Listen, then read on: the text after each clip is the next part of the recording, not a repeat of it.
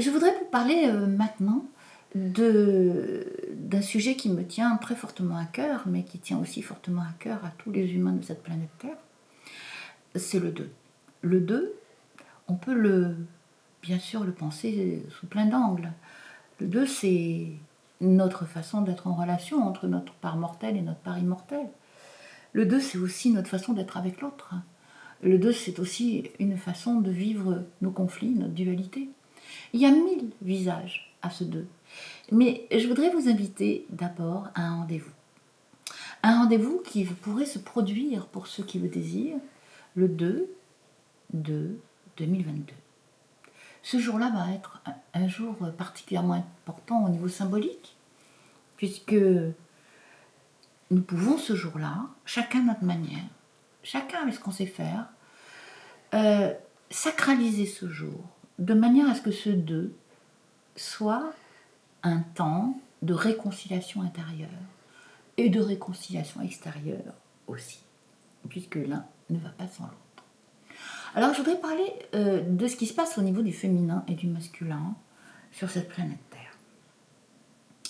En fait, les danses des polarités le long des ères n'ont pas toutes toujours été au service d'une polarité qui était dominante.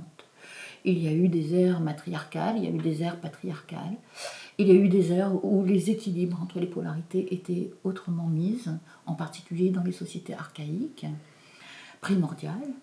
Et aujourd'hui, en rentrant dans cette nouvelle ère dans laquelle nous entrons, nous sommes invités à revoir notre copie et à revisiter la façon dont nos polarités dansent ensemble.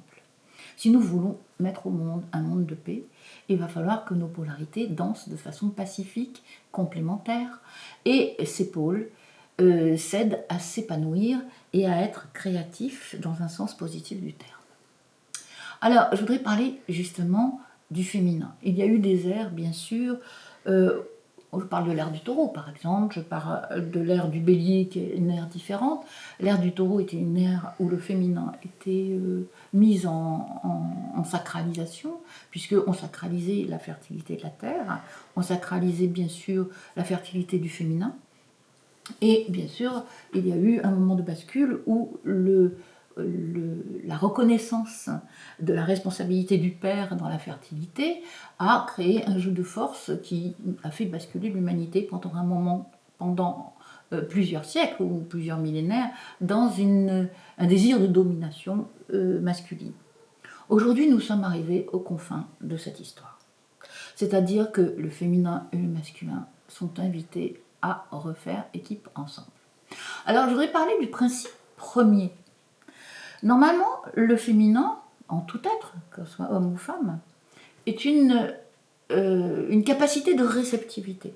C'est-à-dire, je reçois, je ressens, j'éprouve. Donc, je reçois des informations du monde dans lequel je trempe, je reçois des informations de mon essence, je reçois des informations du vivant qui m'entoure, je reçois des informations du profond de mon être. Cette réceptivité est source de connaissance. Si j'écoute ce que je ressens, je sais. Je sais beaucoup de choses. Et normalement, j'envoie dans ma partie masculine, qui se met dans sa polarité yin, cette information, qui normalement devrait la recevoir, et qui ensuite devrait agir au service de cette connaissance, de manière à pénétrer le monde avec respect, avec prise en considération du milieu, pour que l'action soit ajustée et respectueuse du milieu dans lequel on rentre.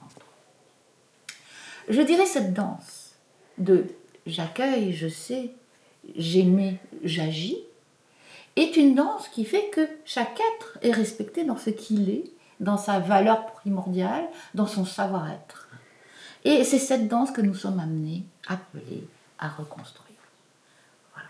Je pose ça sur la table, je pose ça dans vos cœurs, je pose ça dans vos vies, de manière à ce que ce soit un endroit de réflexion, pour qu'ensemble, nous puissions enfin nous rejoindre pour construire un monde où il n'y aura plus de perdants, un monde où on sera dans une logique où chacun trouvera moyen d'épanouir ce qu'il est, de découvrir ce qu'il est aussi, mais aussi d'échanger sur ce qu'il est, sans vouloir obliger l'autre à être autre.